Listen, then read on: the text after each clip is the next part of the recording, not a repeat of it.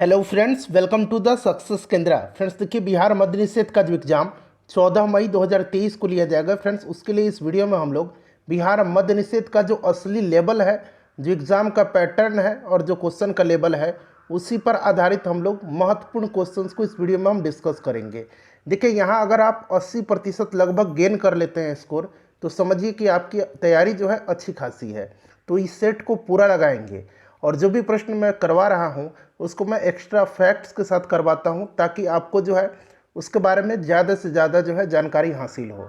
Channel को subscribe करिए और जो बेल आइकन है, घंटी का निशान है, उसको दबा लीजिए, ताकि जब भी बिहार मद्य निषेध से संबंधित कोई भी इंपॉर्टेंट वीडियो अपलोड किया जाए तो उसका नोटिफिकेशन सबसे पहले आपके पास पहुंच जाए। तो चलिए शुरू करते हैं आज का सेशन। पहले प्लीज़ वीडियो को लाइक कर दीजिए और जब सेशन समाप्त होगा तो इसको शेयर भी ज़रूर कर दीजिए। देखिए फ्रेंड्स, मैं आपको पहले ही बता देता हूँ, इस सेशन में हम लोग 60 इम्पॉर्टेंट क्वेश्चंस को कवर करेंगे और ये जो क्वेश्चन हैं ये मिश्रित हैं। कहने का मतलब है कि इसमें हिस्ट्री, पॉलिटी, ज्योग्राफी और साइंस में फिजिक्स, केमिस्ट्री और बायोलॉजी के प्रश्न हैं। और यही जो है आपका आइडियल जो बिहार मद्य निषेध का एग्ज़ाम का पैटर्न है वो है आपका। यही लेवल आपको एग्ज़ाम में देखने को मिलेंगे। तो यहाँ पर अगर आप लगभग 80% मार्क्स गेन कर लेते हैं तो समझिए कि आपकी तैयारी अच्छी खासी है। सेशन को पूरा लगाइए और आप लोग स्कोर कमेंट करके बताइए। काफ़ी अच्छे लेवल के प्रश्न हैं यहाँ आपको देखने को मिलेंगे। पहला प्रश्न पढ़ेंगे कि जैव विविधता शब्द किसने दिया था। ध्यान दीजिएगा, जो भी मैं बताऊंगा उसको ध्यान से सुनेंगे। जैव विविधता का मतलब क्या होता है? तो जैव विविधता का तात्पर्य जीवित प्राणियों में पाए जाने वाले अंतर से है। अगर हम सरल भाषा में बोलें तो जैव विविधता का तात्पर्य जीवित प्राणियों में पाए जाने वाले अंतर से है। 1985 में 1985 में W.G. रोजन के द्वारा जैव विविधता शब्द पहली बार गढ़ा गया था। हालांकि अमेरिकी जैव विविधता फोरम में 1986 में वैज्ञानिक विल्सन द्वारा इस शब्द की अवधारणा की गई थी, लेकिन सबसे पहले जो है गढ़ा था किसने? तो 1985 में वाल्टर रोजन ने, W.G. रोजन ने। ऑप्शन नंबर सी इसका राइट आंसर हो जाएगा। अच्छा, एक और प्रश्न पूछा जाता है कि इकोसिस्टम, पारितंत्र शब्द जो है सबसे पहले किसने दिया था? तो पारितंत्र यानी कि इकोसिस्टम शब्द सबसे पहले 1985 में A.G. टांसले ने दिया था। चलिए नेक्स्ट क्वेश्चन करेंगे कि कॉर्क कोशिकाओं की भित्ति पर जमा हुआ पदार्थ होता है। तो देखिए, कॉर्क कोशिकाओं की भित्ति पर जमा हुआ जो पदार्थ होता है वो आपका यहाँ पर ऑप्शन नंबर डी हो जाएगा, लिग्निन होता है। ठीक है।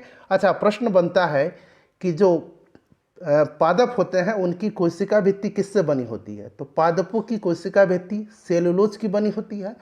कवक की कोशिका भित्ति किसकी बनी होती है? तो कवक की कोशिका भित्ति काइटिन की बनी होती है। ठीक है, इसको भी आप निश्चित रूप से ध्यान रखेंगे। चलिए उसके बाद नेक्स्ट क्वेश्चन है कि टमाटर का लाल रंग होता है किसके कारण? तो देखिए, टमाटर का लाल रंग जो होता है ये होता है लाइकोपिन के कारण। लाइकोपिन के कारण टमाटर का रंग लाल होता है। और यहाँ पर देखिए, गाजर का जो पीला रंग होता है वो कैरोटीन के कारण होता है।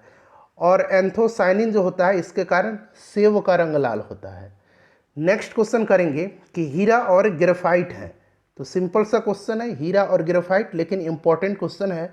यह कार्बन के अपरूप हैं। Option number A right answer हो जाएगा। उसके बाद देखिए, पंचायती राज विषय है।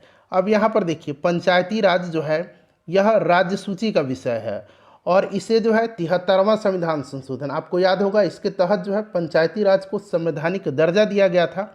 इसको 11वीं अनुसूची में रखा गया है और इसके जो टोटल कार्य हैं वो कितने हैं? 29 विषय हैं इसमें।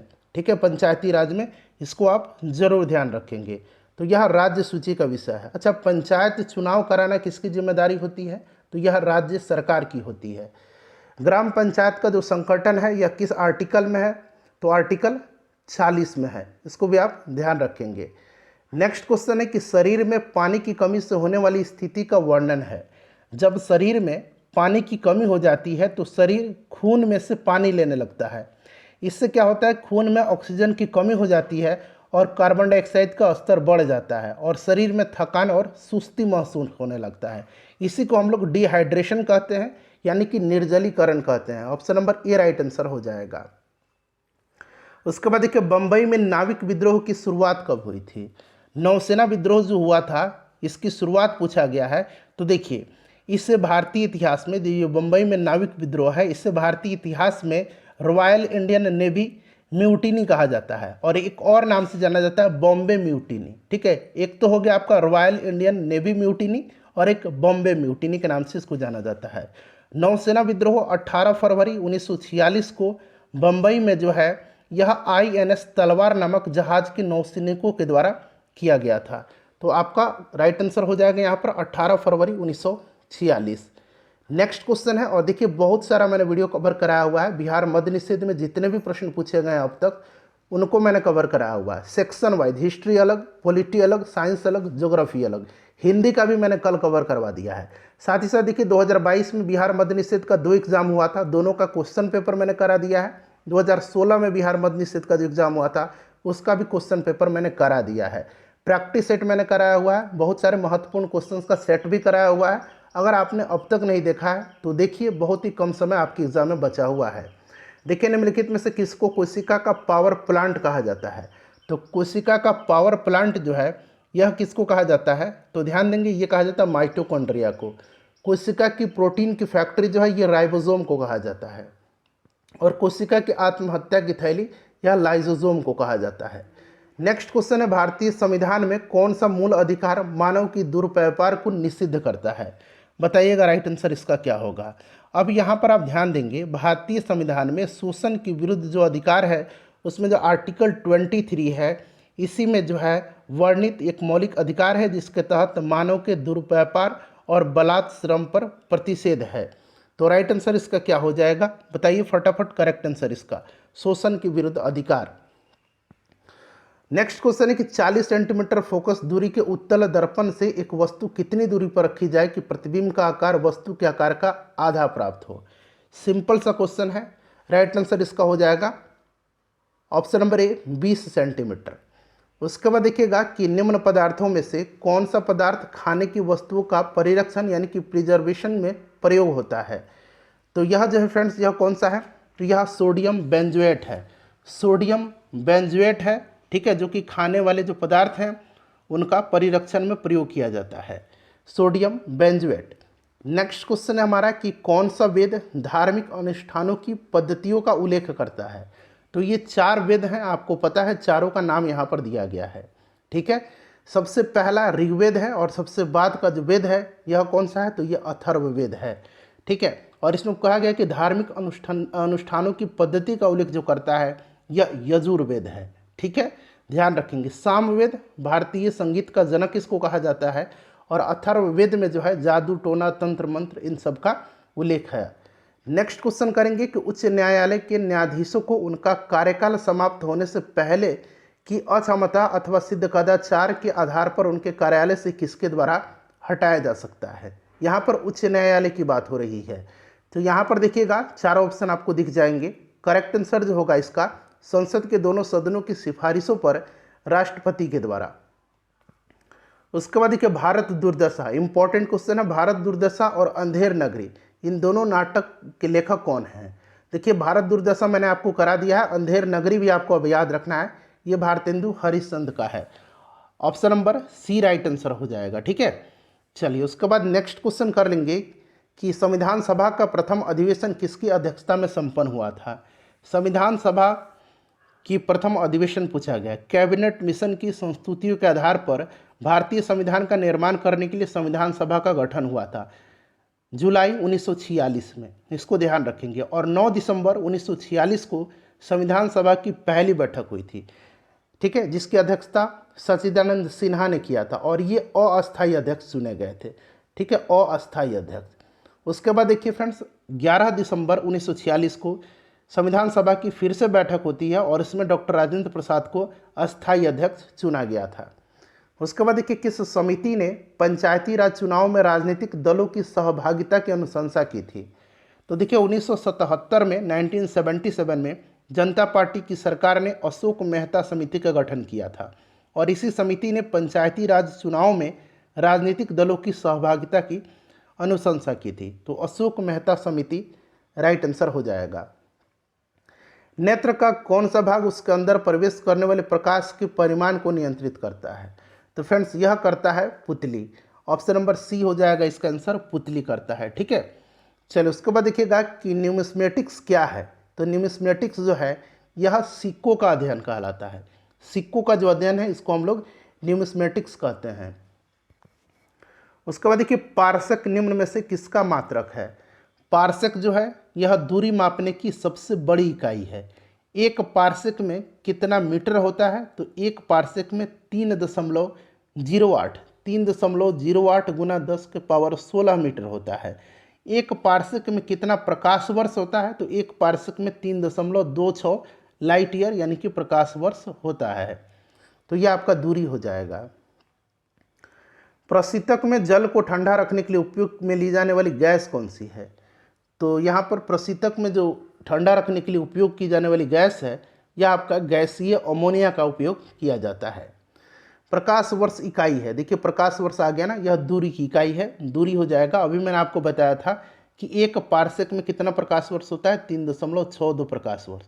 और एक प्रकाश वर्ष में जो है आपको ध्यान रखना है कितना मीटर होता है, तो 9.46 गुना 10 के पावर 15 मीटर होता है एक प्रकाश वर्ष में।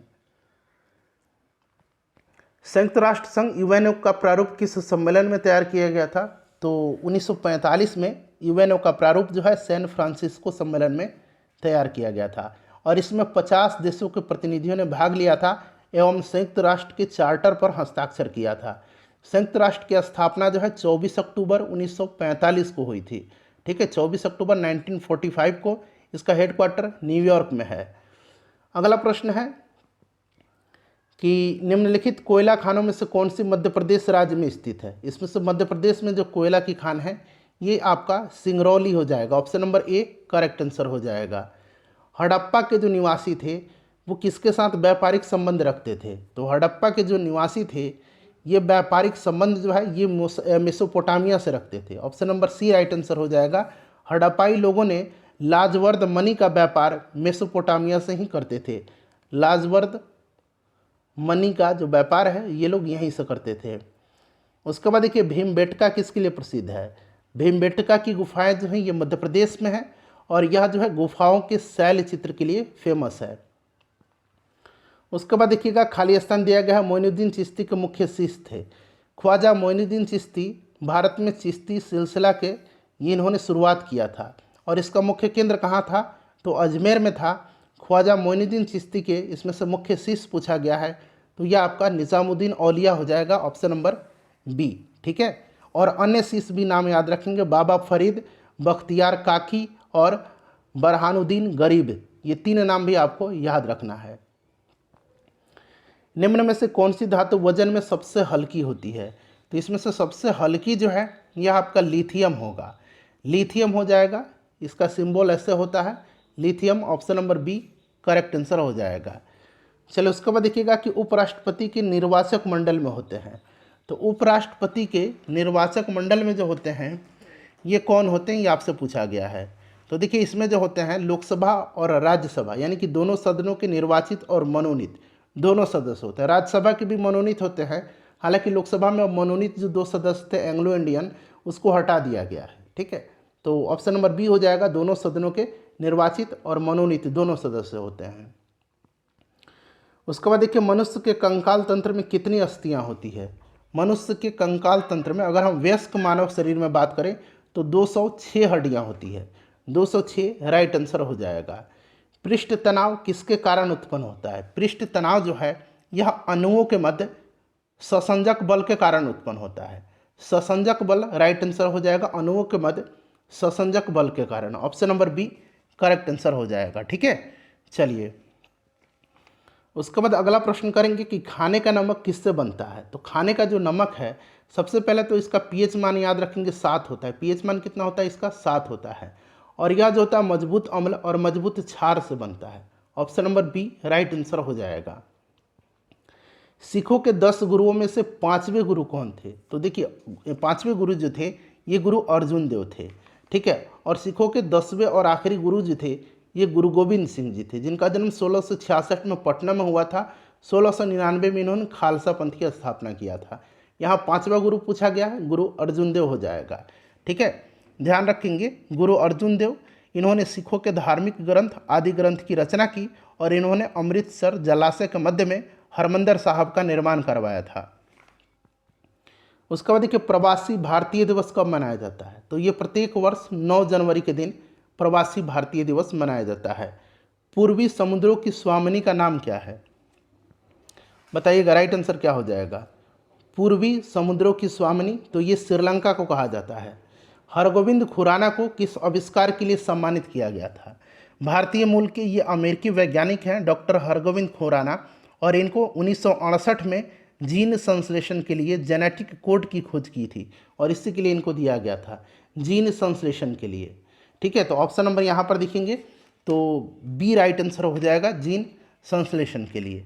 चलिए अगला प्रश्न करेंगे कि नकदी फसल में सम्मिलित नहीं है, नकदी फसल में सम्मिलित नहीं है।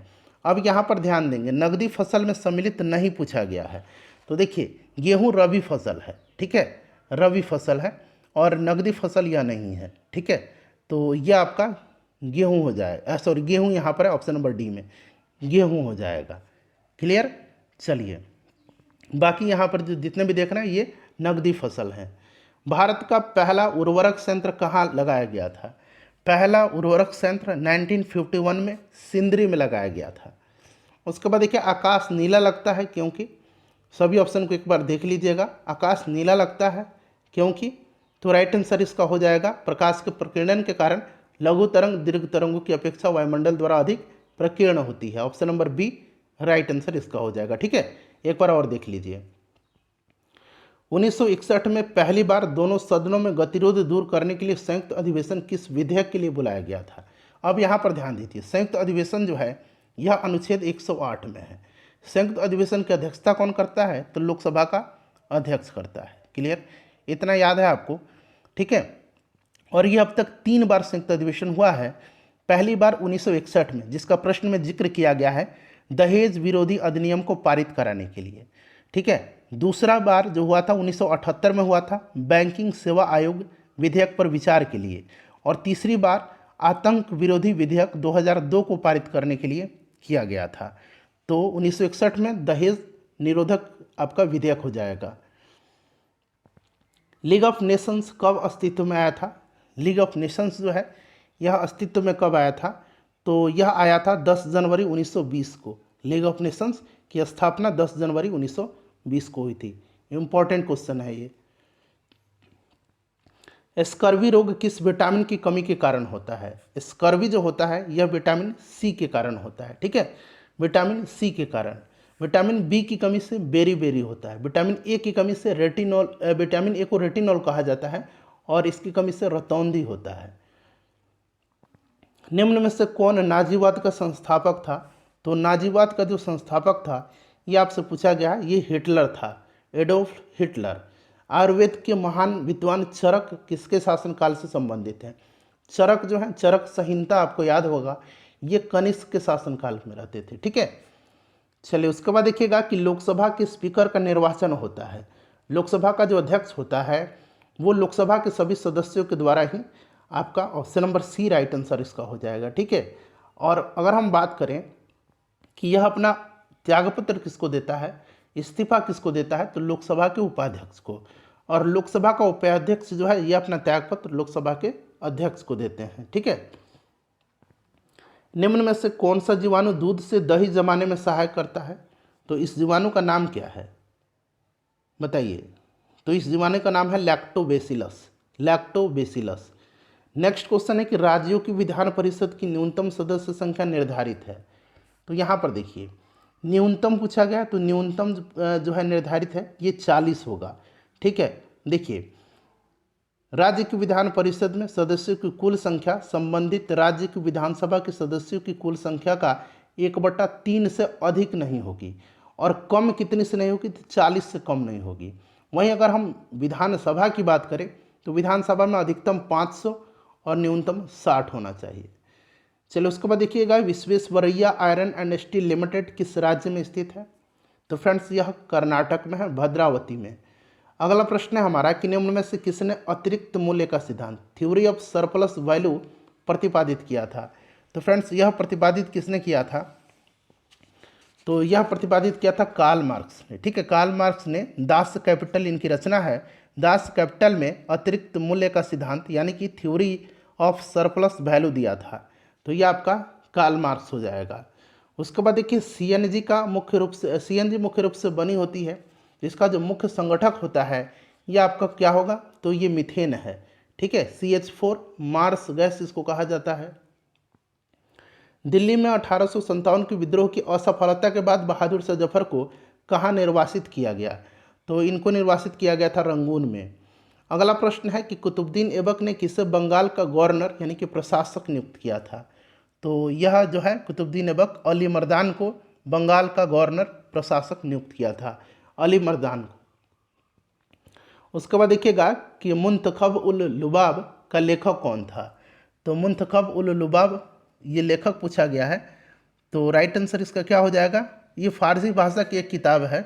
ठीक है, और इसको लिखा है किसने, तो इसको लिखा है खफी खान ने। Option number C right answer हो जाएगा, खफी खान ने। ठीक है, खफी खान इसका करेक्ट आंसर हो जाएगा। चलिए उसके बाद अगला प्रश्न कर लेंगे। नेक्स्ट क्वेश्चन है हमारा कि केप ऑफ गुड होप उत्तर मीमांसा को किसने खोजा था। Cape of Good Hope Africa के सुदूर दक्षिणी कोने पर एक स्थान है और इस स्थान तक पहुंचने वाला सर्वप्रथम यूरोपीय जो व्यक्ति था वह पुर्तगाल का बार्थोलोम्यू डियाज था। बार्थोलोम्यू डियाज राइट आंसर हो जाएगा।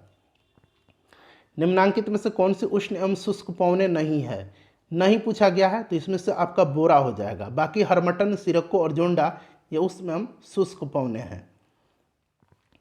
किस वर्ष में श्री नीतीश कुमार प्रथम बार बिहार के मुख्यमंत्री बने थे। अभी इन्होंने 8वीं बार बिहार के मुख्यमंत्री के रूप में शपथ लिया है। ठीक है, जब राजद और जेडीयू का गठबंधन हुआ था पिछले साल तब, और पहली बार ये 2000 में बने थे मुख्यमंत्री।